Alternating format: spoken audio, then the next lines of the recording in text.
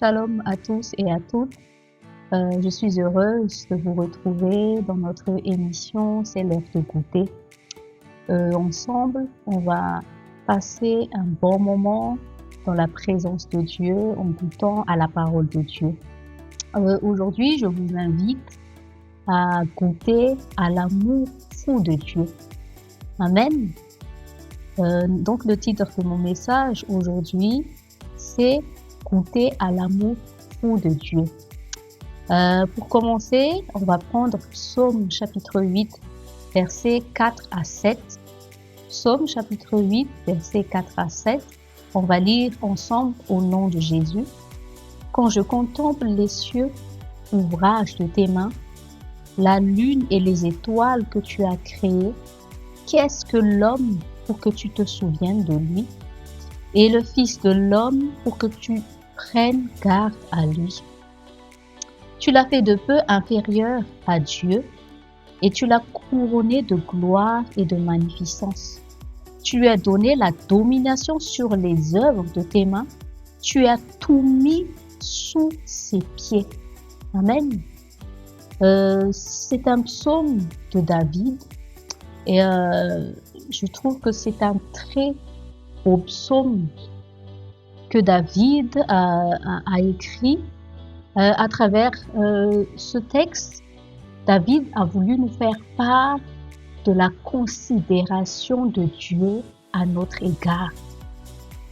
Que malgré l'immensité de la création de Dieu, c'est vrai que quand on regarde à l'immensité de toute la création, parfois on peut se sentir comme petit, parfois même on peut se sentir comme un moins que rien.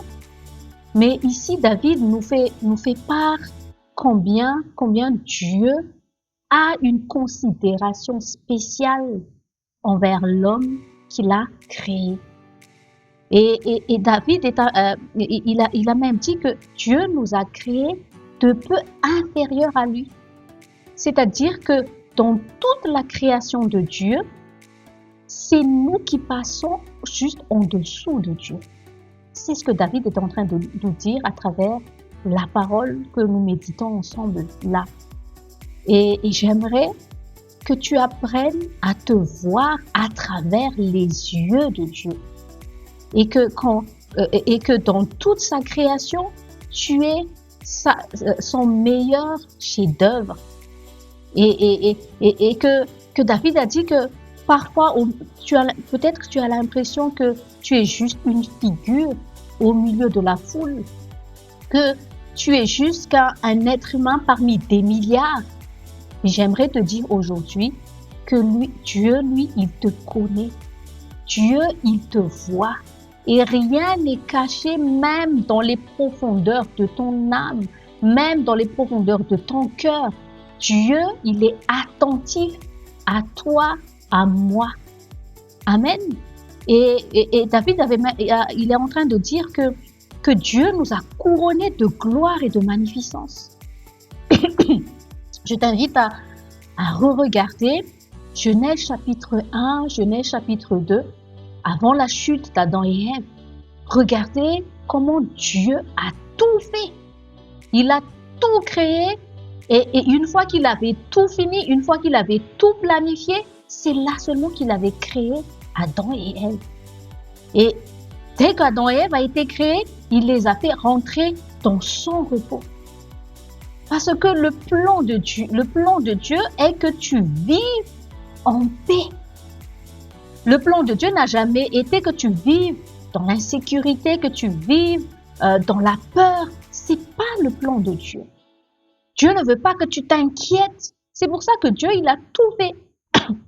Mais ce qui a tout gâché, bien évidemment, on connaît l'histoire, c'était la chute du premier homme. Et cette chute, à cause du péché, à cause de la désobéissance, a fait que nous, tous les hommes, on a fait ce choix de ne pas avoir choisi Dieu. Et pourtant, Dieu, il nous a tout donné. Dans le verset 7, il avait dit que il nous a donné la domination sur toutes choses que nous voyons sur cette terre. Et même bien au-delà, parce que même l'homme, maintenant, peut voyager dans l'espace. Dieu permet tout ça. C'est Dieu qui nous a donné cette domination. Il a dit de dominer sur toute la création, les animaux, sur la terre, sous la mer, sur la mer, dans les cieux. C'est Dieu qui nous a donné ça. Il a dit qu'il a tout mis sous nos pieds. Et tu sais quoi? C'est pour ça que le diable est venu. Parce que le diable est jaloux de l'homme. Parce que même les anges de Dieu passent en dessous de nous devant le regard de Dieu. J'aimerais que tu comprennes ça. La considération que Dieu a pour toi. Tu es spécial à ses yeux. Tu es sa création la plus spéciale à ses yeux. Parce que il t'a créé à son image. Et quand Satan a vu ça, quand Satan a vu le jour où Dieu il a créé l'homme, il était jaloux de tout ça. Parce qu'il est à savoir que Satan est un ange déchu et qu'il a perdu sa beauté, il a perdu tout ce que Dieu lui avait donné de beau, il l'a perdu parce qu'il avait fait le choix il a jalousé en fait la place de Dieu. Il voulait être au-dessus de Dieu. Lui qui était créature, il voulait se rebeller contre son créateur. Et il est à savoir, quand on lit le livre de Ésaïe ou le livre d'Ézéchiel, Dieu lui a confié de grandes choses à Lucifer, à cet ange qui faisait partie des anges les plus beaux. Il faisait partie des chérubins, c'était les anges les plus beaux et les plus puissants que Dieu avait créés. Mais Dieu n'a pas créé l'ange à son image. C'est pour ça que quand Satan a péché contre Dieu, il est devenu même l'incarnation du péché, il est devenu l'incarnation du mal. Jésus l'appelle même le père du mensonge. Dieu n'a pas pardonné à Satan parce que Dieu ne l'a pas créé à son image. Dieu ne peut pardonner qu'à l'être qu'il a aimé. Tout l'amour de Dieu, il l'a mis en l'homme. Il l'a pas mis dans sa création. Il aime sa création, mais c'est pas le même niveau d'amour qu'il nous a donné à nous, l'homme. Et dans 1 Corinthiens 13, la parole de Dieu dit, l'amour pardonne tout. Amen. C'est pour ça que Dieu n'a pas tiré un trait avec l'homme. C'est pour ça que David il s'est dit, mais quand tu regardes la beauté de la création de Dieu et regardez comment nous les hommes, on a détruit tout ce que Dieu nous a confié, tout ce que Dieu nous a donné de dominer, comment l'homme est amené à se détruire d'abord lui-même, mais aussi à détruire la création que Dieu lui a donnée. Comment l'homme se détruit les uns entre les autres. Il suffit juste de voir les infos pour voir comment l'homme est arrivé à descendre à un tel bas niveau, alors que Dieu l'a couronné de gloire et de magnificence. Pourquoi l'homme est amené à devenir, à devenir comme une créature vraiment misérable? C'est parce que c'était le plan du diable de nous faire. Il était jaloux de nous. Il est jaloux de l'homme. Il est jaloux de comment Dieu l'a fait, comment Dieu nous a fait, nous a créés et de tout ce que Dieu nous a confié. Dieu nous a donné la domination. Et en amenant l'homme à pécher, il l'a réduit en esclave. C'est pour ça que tout homme qui sort d'Adam est réduit en esclave sous la domination du diable, parce que Satan a pris de la main d'Adam les clés de domination sur cette terre. Cette clé, il l'a pris. C'est pour ça que le diable, c'est pour ça que la parole de Dieu a dit que les hommes sont sous l'empire du diable, à cause du péché, à cause du péché qui est devenu la nature de l'homme. Le péché était le moyen pour le diable de rendre les hommes esclaves sous sa domination, afin que lui, il puisse dominer à travers maintenant l'homme. Et ce qui est triste, c'est que au lieu que l'homme a été créé à l'image de Dieu, Maintenant, l'homme, ce que nous voyons durant toute l'histoire de l'humanité, l'homme est devenu maintenant comme un moyen pour le diable de faire son mal à travers l'homme. Et en vérité, le plan de Dieu, c'est faire mal à Dieu. Et il fait mal à Dieu en rendant les hommes esclaves sous le joug du péché. Et le mal est entré dans l'homme. Les actions de l'homme sont devenues mauvaises. Les hommes produisent les œuvres mauvaises parce qu'ils sont sous la domination du mal. Mais heureusement, David avait dit, Dieu n'a pas tiré un trait sur l'humanité. David avait dit, mais qu'est-ce que l'homme, pour que tu te souviens de lui? Il regardait même l'humilité de Dieu après le déluge. Qu'est-ce qu'il avait dit à Noé? Il avait dit, je me répands d'avoir détruit l'homme. Dieu, à ce moment-là, il était en mode fonction juge. Il avait dit, si vous lisez bien Genèse chapitre 4, regardez bien, le mal s'est multiplié à la surface de la terre à travers l'homme. L'homme ne faisait que du mal à lui. L'homme était sous le contrôle du diable. Et Dieu, il a dû mettre d'abord une fin parce que le mal qui existait avant le déluge, moi j'en suis sûr qu'il y a des choses qu'on ne sait pas aujourd'hui, mais Dieu avait dit, il se répand, comme s'il avait dit, je regrette d'avoir créé l'homme. Alors que quand Dieu a créé l'homme, il l'a créé par amour. Et Dieu s'attendait à ce que l'homme, c'est pour ça qu'il y avait là de la connaissance du bien et du mal, parce que l'amour n'a pas raison d'être s'il n'y a pas le libre choix. On ne se marie pas avec imposition, on se marie parce qu'on a choisi d'aimer l'autre. C'est ça le mariage. Le mariage est un choix. Tu choisis d'aimer une personne. Et Dieu, c'est pour ça que Dieu a donné cette notion de liberté. La notion de liberté ne vient pas de nous les hommes, c'est Dieu qui nous a donné la liberté de choisir. Amen. C'est pas une idéologie politique.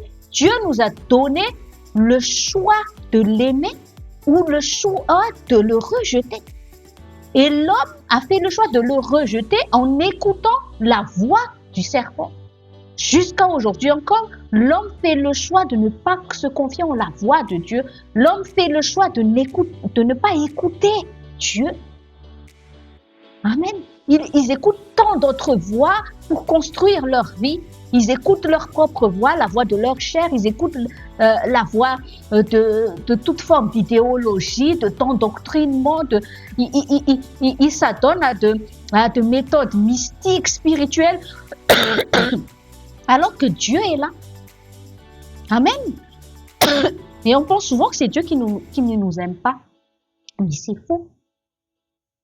C'est un mensonge du diable. La vérité, c'est que c'est nous qui avons trahi Dieu. C'est nous qui avons haï Dieu. On a péché devant Dieu, on a blasphémé le nom de Dieu, mais dans tout cela, il se souvient de nous.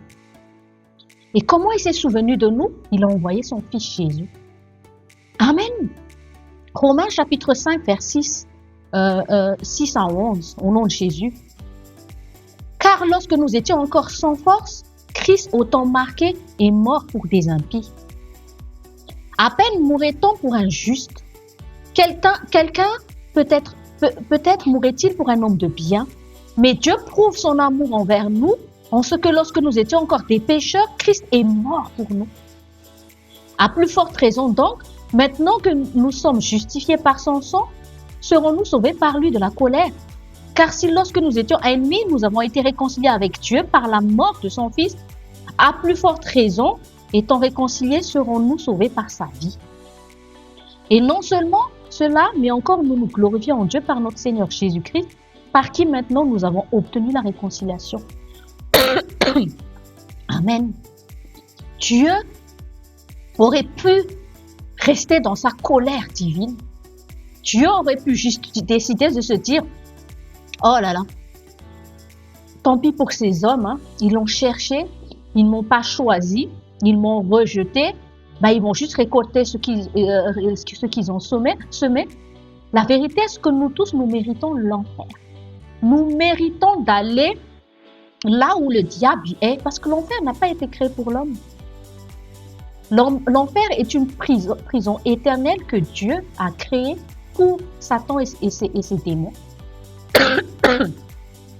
Donc, le plan de Dieu n'est pas d'envoyer les gens en enfer. C'est le choix de l'homme d'aller en enfer parce qu'ils n'ont pas choisi d'accepter Jésus dans leur vie. Donc, les gens ne vont pas en enfer parce que Dieu a arrêté de les aimer. L'amour de Dieu n'a pas de fin. Dans le livre de Jérémie, chapitre 31, la parole de Dieu dit « Dieu nous aime d'un amour éternel ». Donc, si les gens sont partis en enfer, c'est pas parce que Dieu a arrêté de les aimer, mais c'est parce que ces gens-là ont juste décidé de ne pas accepter l'amour de Dieu. Ils ont fait le choix de ne pas aimer Dieu en retour. Ils ont fait le choix de ne pas croire en l'amour de Dieu.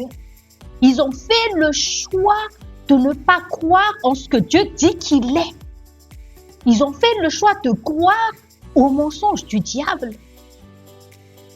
Ils ont fait le choix par orgueil de ne pas accepter l'amour de Dieu. Vous savez, par exemple, s'il y a un sans-abri qu'on voit au bord d'un trottoir, et il y a plein de gens qui sont comme ça, qui refusent l'aide qu'on leur donne.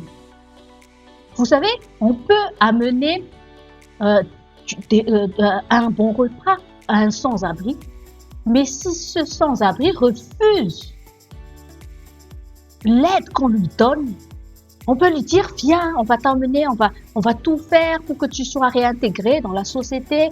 Il faut juste que tu nous suives, que tu acceptes de suivre les démarches, que viens, on va t'amener. Mais il y a des gens qui décident, qui choisissent de rester là où ils sont. Ils n'ont pas accepté la main qui leur a été tendue. Et c'est pareil avec l'amour de Dieu.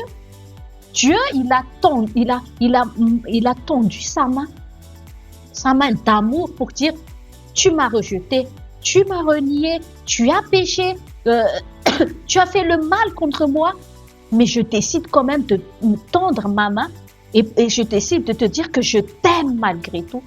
C'est un amour fou quand même. Comment ce grand Dieu, qu'est-ce qui manquerait à ce Dieu? Il peut se créer de nouveaux anges, il peut se créer de nouvelles choses dans son royaume des cieux, mais qu'est-ce qui manque à Dieu? Ce qui manque à Dieu, ce sont ses fils et ses filles qui refusent d'accepter son amour. Il a tendu sa main, il a envoyé l'aide pour nous sortir de là. Il s'est manifesté par l'œuvre de Jésus à la croix. Mais aujourd'hui encore, il y a des gens qui refusent cet amour. Amen. C'est pas parce que Dieu ne veut pas changer leur vie, c'est pas parce que Dieu ne veut pas les délivrer. Imaginez que Jésus, le grand Dieu, il est créateur. Dieu est esprit avant tout. Comment le Dieu créateur s'est fait lui-même créature en habitant dans le corps de sa propre création qui est la chair d'un homme. Sa parole a été faite chair dans le ventre de Marie.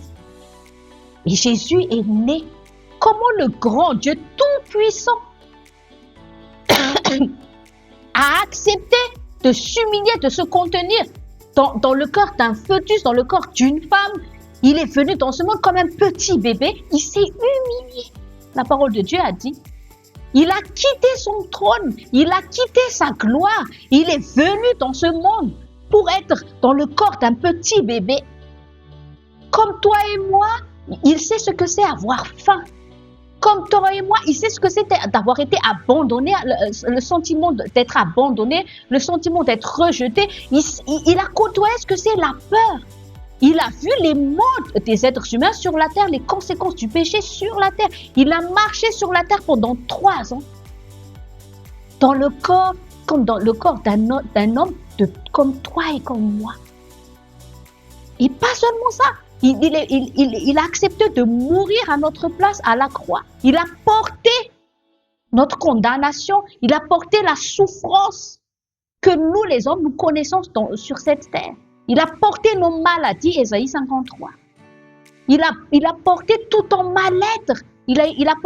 Au lieu que lui, il est couronné de majesté. Le roi des rois, il s'est couronné d'épines pour toi et pour moi. Il a porté à la croix tes maux de tête. Il a porté à la croix ton mal-être. Il a porté à la croix toutes les maladies qui puissent exister, connues ou pas connues. Il a subi tout ça à la croix pour toi et pour moi. Et comment on peut encore dire que Dieu ne nous aime pas? Comment nos cœurs ne peuvent pas s'attendrir face à un tel amour? C'est impossible d'avoir encore un cœur endurci si on t'a vraiment prêché l'amour de Dieu. C'est un amour fou, c'est un amour extravagant. Imagine juste que toi et moi, combien de fois on a été trahis par des personnes qu'on a aimées. Mais qu'est-ce qui est monté au plus profond de nous? On a envie de se venger. Il y a des personnes même, parce qu'on leur a fait du mal, ils sont capables de tuer. Mais Dieu ne nous a pas tués. Il a tué son propre fils pour que toi et moi, nous puissions vivre éternellement avec lui. Oui, il a tué son fils. Et c'était l'acte prophétique avec la vie de Abraham et Isaac.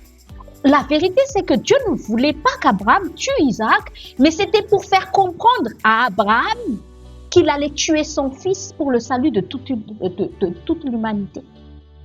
Amen. Le Père a tué son fils et son fils a donné sa vie pour nous. C'était ça la communion du Père et du Fils. C'était ça leur plan. C'était le plan de secours pour toi et pour moi afin que Jésus puisse aller jusqu'en enfer. Amen.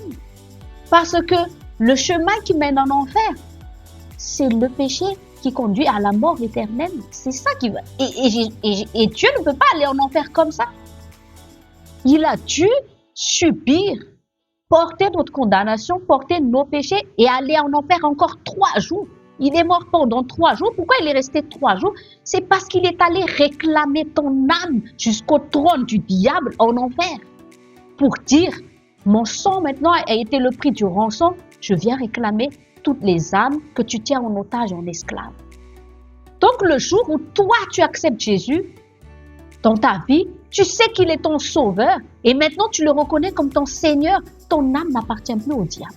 Le diable ne peut plus retenir ton âme en enfer pour l'éternité.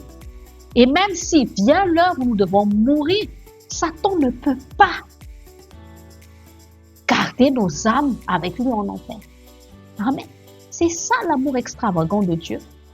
Et bientôt, et nous sommes dans la préparation de la commémoration de Pâques. C'est ça Pâques. C'est Dieu qui déclare son amour à une humanité qui le hait, qui l'a rejeté, qui le méprise, qui le blasphème. Regardez les œuvres de l'homme. Mais on vit dans une société où on ne craint plus Dieu, où les gens sont de plus en plus arrogants. Ils pensent qu'ils sont sur terre juste comme ça, qu'ils peuvent faire ce qu'ils veulent, qu'ils ont envie d'être ce qu'ils veulent. Mais Jésus est quand même mort pour tous ces gens-là, pour toi, pour moi, pour tous ces gens-là. Jésus est même mort pour les gens qui sont partis en enfer. Jésus ne s'est pas dit, tiens, je vais juste mourir pour les gens qui vont m'accepter. Non, il est mort même pour les gens qui sont allés en enfer. C'est ça l'amour de Dieu. Amen. Il s'est sacrifié pour toi et pour moi. Il nous a aimés en premier. Il n'a jamais cessé de nous aimer. Amen. Et j'aimerais que tu crois en cet amour fou de Dieu. Amen. Et la parole de Dieu dit dans le Romains 5:10, nous étions ennemis. Parce que Satan veut dire ennemi de Dieu. En écoutant le diable, c'est comme si on s'est associé avec le diable. Le diable, il a rusé. Mais par ruse, il nous a amenés à être des ennemis de Dieu. Amen. Et à cause de ça, Dieu, c'est pas que Dieu ne se considère pas ennemis de nous, mais c'est nous qui sommes devenus des ennemis de Dieu. Mais il a dit, par la mort de son Fils, nous sommes réconciliés avec lui. Amen. L'œuvre de la croix de Jésus-Christ, c'est le chemin de la réconciliation avec Dieu. C'est Dieu qui dit, malgré tout ce que tu m'as fait, je t'ouvre ma porte afin que tu puisses revenir à moi. Et afin que tu décides de me dire, me voici Seigneur, maintenant, je t'appartiens. Je veux être aimé de toi, j'accepte d'être aimé de toi et je veux t'aimer en retour. C'est ça le chemin de la croix. Amen. Je veux quitter toutes les voies qui m'ont amené à me séparer de toi. Mais maintenant, Jésus, tu es le chemin, la vie et la vérité. Tu es mon chemin, ma vie et ma vérité. Amen. C'est ça l'amour extravagant de Dieu. Le diable, il ne peut plus rien contre ça.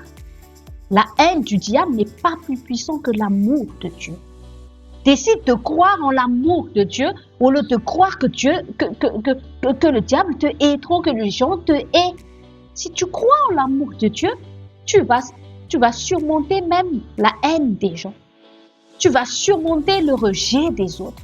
Tu vas surmonter toutes ces mauvaises pensées en toi qui te méprisent, qui te rabaissent. Parce que c'est dans l'amour de Dieu que tu vas vraiment te connaître. Amen. 2 Thessaloniciens chapitre 2 versets 9 à 12. L'apparition de cet impie se fera par la puissance de Satan. Vous voyez, Satan, il a une puissance. Avec toutes sortes de miracles, de signes et de prodiges mensongers. C'est-à-dire que Satan, il sait te faire croire que ça c'est un miracle, c'est bon pour toi, c'est ça qui va te rendre heureux, c'est ça ton bonheur, mais ce sont des choses mensongères. Avec toutes les séductions de l'iniquité pour ceux qui périssent parce qu'ils n'ont pas reçu l'amour de la vérité pour être sauvés. La vérité est ce que Dieu t'aime. Et le plus gros mensonge du diable dans lequel il prend sa puissance, c'est qu'il fait croire aux hommes que Dieu ne les aime pas, que Dieu les a oubliés.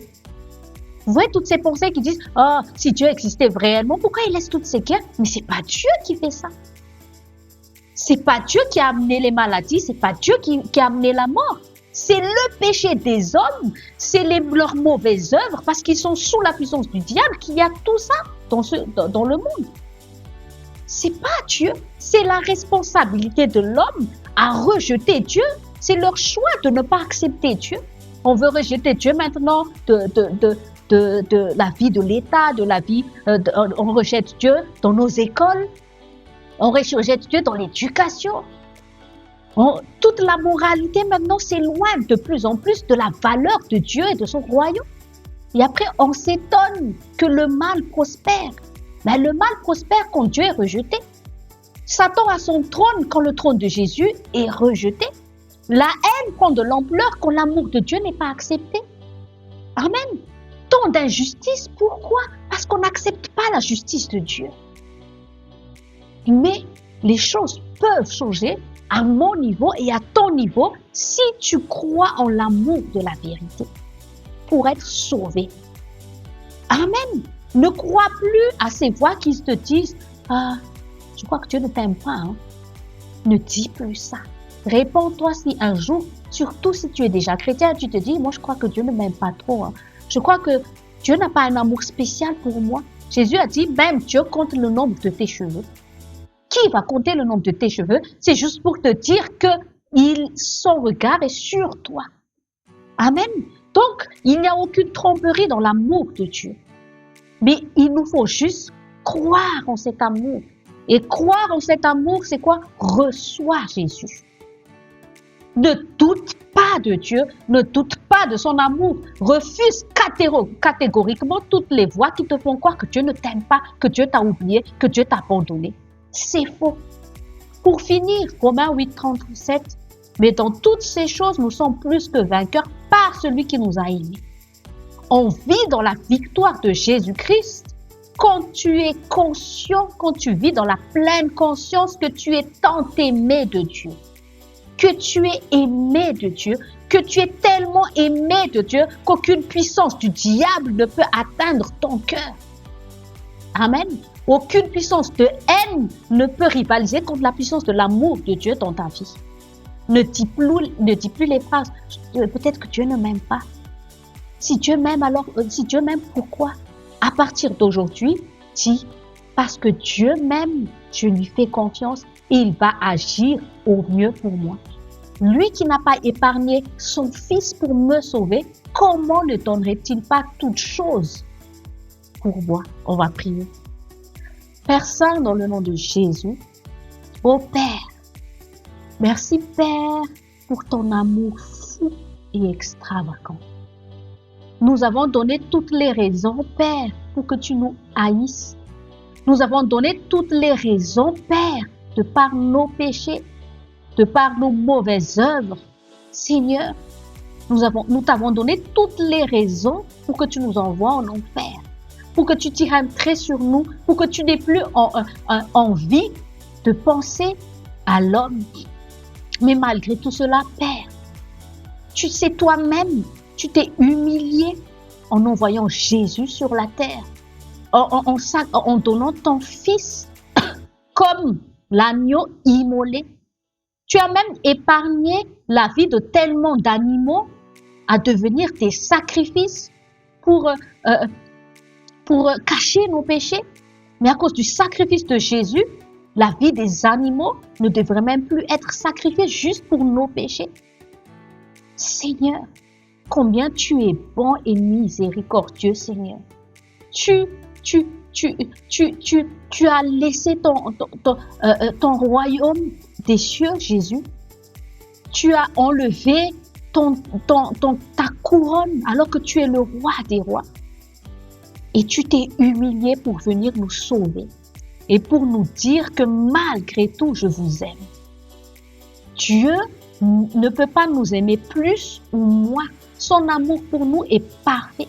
Parce que même quand nous ne le méritions pas du tout, et d'ailleurs, son amour n'est pas un mérite, son amour est un don. Son amour est de grâce. Père, je prie que tu visites chaque personne qui m'écoute. Que les cœurs endurcis, Seigneur, s'adoucissent afin qu'ils croient en ton amour. Et que leur cœur s'ouvre, Seigneur, à ton amour qui a été manifesté à la croix. Parce que tu as tant aimé le monde que tu as donné ton Fils Jésus-Christ afin que quiconque croit en lui ne périsse pas, mais qu'il ait la vie éternelle. Seigneur Saint-Esprit, répands cet amour de Dieu dans le cœur de ceux qui m'écoutent. Ouvre leurs yeux, Saint-Esprit, afin qu'ils comprennent combien Dieu les aime. Qu'ils sont tant aimés de Dieu, qu'ils sont les bien-aimés de Dieu, qu'ils sont la prunelle de leurs yeux. Mais je prie, Seigneur, que leur cœur s'ouvre afin qu'ils acceptent la main tendue du Père, Seigneur. Que leur cœur s'ouvre afin qu'ils sachent juste recevoir cet amour.